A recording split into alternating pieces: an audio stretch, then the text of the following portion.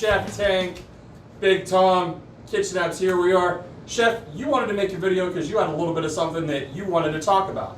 Okay, this is a little more than a little bit of something. All right. But him and I have been doing this for a minute now. And fucking chicken. Okay? Fucking chicken. Chicken is not, they say it's good for you. They say all this crap. We have gone through what? 14 different brands of chicken. Yeah, several different distributors. All over the place to find our chicken. Looks identical. There's nothing different. You put one breast next to the other and you can't tell the difference. One's always bigger than the other. One's always bigger than the other. Anyway, the amount of salt in a chicken breast is the most ridiculous thing I've ever seen in my life. One of the 4-ounce chicken breasts we looked at it was 390 or 410 milligrams of sodium per 4-ounce chicken breast. And this isn't pre-cooked, grilled off. We're talking raw. This is raw out the package. No seasoning. No seasoning, nothing on it. 400 milligrams of sodium. There is no need. That's 20% saline, 25% saline. We have and water yeah, weight. and to let people know, like when we're talking about saline, we're talking about they're injecting it with a salt water solution or more brining or it less, somehow, Whether forcing they're water into the cell. trying to get it, to preserve longer, whether they're trying to get it to weigh heavier. I personally think it's weight. Yeah, taste better. Sure. So all those things are reasons why they inject. Well, and partially that's because chicken isn't grown the way chicken used to be. A chicken takes 3 to 4 months to grow, not 18 days from egg to table. Right. A chicken shouldn't grow in 18 days. I don't care who says what. Well, I mean, and the interesting thing that when we were doing this, and we're going through distributor, and we're trying to explain to them, we want clean. even they don't know. Right. Here's the thing, guys. When you're going to a restaurant, you're ordering whatever chicken that you're ordering. And maybe they're touting farm to table. Maybe they're touting it's organic, it's free range. We're talking about a process that happens post slaughter. And that restaurant might mean to do well. They Sure. might be meeting with their distributor and say, guys, we want to do farm to table. We want organic. We want whatever. And the market has become familiar with those terms. Correct. But what they don't understand is the term clean, meaning we want it touched, the least times possible. And that was, and we heard everything from, oh, you want organic? We can get you organic. Oh, you want to, fake it? We can help you fake it. We heard it all. Right, We literally heard it all. from legitimate people who are bringing food in large scale to The marketplace restaurants, everywhere, right. supermarkets, everything else.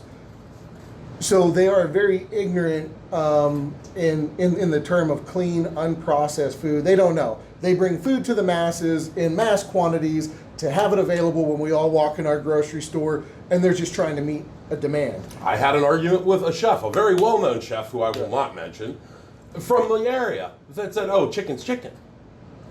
Chicken is not chicken. Right. I guarantee that. I was getting chicken from a farmer that I know was touched one time. The bird was killed, the bird was cleaned, I got the bird. Right. Never touched, period.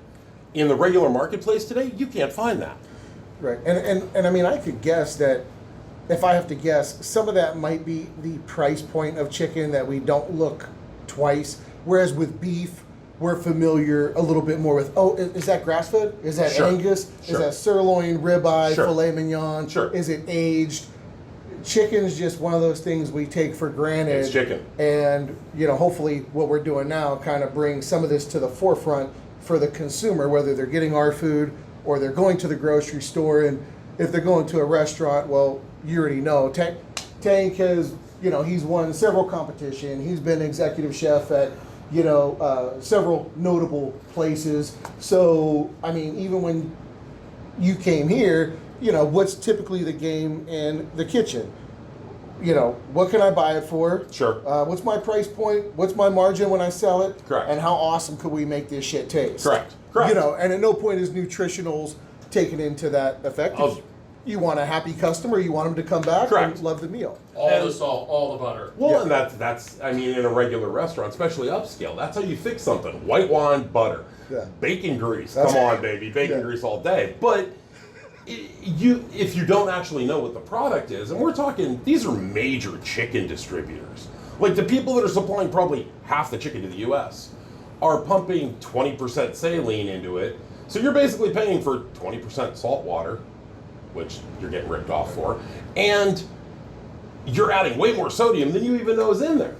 And I think what we should do is we'll probably try to get another video in here, guys, right now. To where I think what we're going to do is we're going to show you a chicken breast. We'll weigh it on a scale. We're going to show you, hey, this is a 4-ounce, 8-ounce cut of chicken. We're going to take a flavor injector, which is going to just be like a big syringe, put a bunch of salt water into it, pump it up, and then weigh it again. You're not going to really be able to tell visually the difference between the two. Correct. But as a consumer, or if you're eating it at a restaurant and they tell you here's an 8-ounce breast, or if you're buying 2 pounds of chicken in a grocery store, you're going to realize 20% of that is water. Right. So do the math. If you're paying whatever $2 a pound for chicken, what, before I squirrel out real quick, what's that, about 50 cents every 4 ounces? Sure. So you just pay 50 cents more for a little bit of water. A little bit of water and a lot of salt. Yeah. And I think a lot of times people think that when they're getting a frozen chicken breast, okay, maybe that has more water, but the fresh doesn't contain that much fluid. And I remember when we had done the video at the grocery store, that's not even really the case. I mean, No. you can have that in fresh as well as frozen. Sure, it doesn't matter. I mean, I've been a fan at various restaurants of brining my chicken. But I also, because I know the chicken came from a farmer, that I can add a certain percentage of salt and not blow the cookie on it with, over salting over anything. I'd rather have that raw piece of chicken. I mean, our chicken right now, we're using it's a 0.3% to 1% pump, which is the lowest you can get on the market. Trust me, 13 brands couldn't come even close to what we're using right now. Oh, and the other shit thing is for people, for the consumers, when, like, if I go out to a restaurant, for the most part, I've made the determination that, that I'm going to the restaurant and I'm going to get what I get. To eat a good meal. And I'm going to, and I'm not sitting there overthinking anything else. But when you make the effort to go to the grocery store and you're going to cook for yourself and Right. your family, and you're like, this is way healthier, we're going to save money, we're going to do better for ourselves, and you just got a shit product. Right, 800 milligrams in an Right. 8-ounce piece of breast. And you bought it from the aisle that said hormone free, and Sure. it had green leaves and shit on the background. There's Yeah. another fucked up thing. Hormone free only means that they haven't injected it with hormones in the last 3 months of its, or the last 3 weeks of its life. So, and then there's antibiotic free. I Sure. think you're antibiotic It has free, to be. but they're all supposed to be, FDA guidelines. They're all Correct. hormone free. Correct. But again, what that guideline is very loose interpretation. And I mean, a free range chicken is just opening the door to the pen they're in. Right. Well, I mean, commercially that is. Another thing that we never even brought up that it's came to the forefront with seasonings because, as we know, if you're saying, okay, there's X amount of sodium in, a quarter teaspoon of product. Okay. Well, that whole bottle might contain X amount, but when you break it down to a quarter teaspoon, a lot of those numbers disappear. Oh, yeah. And you're not required to label it. To label it, correct. You can, but who does and who doesn't?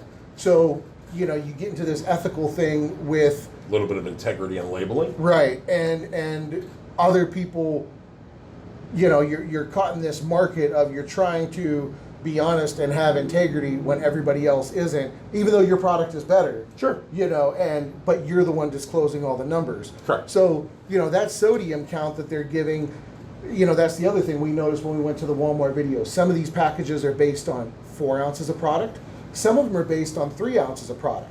So unless you look at the actual serving size, you could turn these over and say, oh, this is 420, and this is 380. And of course you're going to grab the 380. But the 380 might be 25% less. That, Correct. you do the math on it. Well, actually, that one might come in at 500 when it's all Sure. said and done. Right. That's the worst fucking product. Well- but they got you because you made the quick glance. If you compared it all. Sure, but and how many people are actually going to sit there and go, okay, I'm going to use a quarter of a teaspoon of seasoning on any product? Right. That's why, at least our spices at this point, the sodium levels are good. All of the micros are in there. It's way cleaner and it still tastes good. And you don't have to go using a butt ton for, Right. Which, I mean, that makes a lot of difference. You look at commercial spices these days, the sodium levels, if you actually used a teaspoon, you're in the thousands. Well, and the difference with what we do versus what's out there in general is most people are looking at what can I sell you, what will you buy, and versus we take it a step farther, or actually the very first question is, what can we prepare you to make you feel better? Right. You know what I mean? Right. Is this going to be better for you versus is this something for you to cook and put in your mouth? Right. So we actually have an end goal in mind of, people's health and well-being and reaching an objective other than mouth to stomach. Well, and I mean, I think we've really kind of nailed that with our spices. Our spices are there. Right. So Tank, what do you want to say to people? read your label on your chicken. Check sodium levels. I think it's really important. We're using a super clean product. If you're going to cook at home, you should try to do it yourself too. And I mean, we're a local business. We wouldn't operate if it wasn't for the support of the community. For sure. And I know right now there's a lot of other business owners, and this isn't us. We're not bashing the neighborhood pizza place. God We're forbid. not bashing, hey, if it's you got a festival and you're out having a piece of fried chicken. It's not about that. Those things, what to expect when you're going out. Agreed. And if you're having fried chicken and something else, or chicken Alfredo, what you're in for. We're referring to, just as Tank was saying, when you're out doing your grocery shopping and you're trying to eat better, take it a step farther. Again, you took that first step, you took that initiative. It's going to be videos like this that help you expand your knowledge base and really help you do better for yourself. There's not a KitchenAbz in every corner of America, but we can still get the word out, and we're here to help in any way we can. For sure.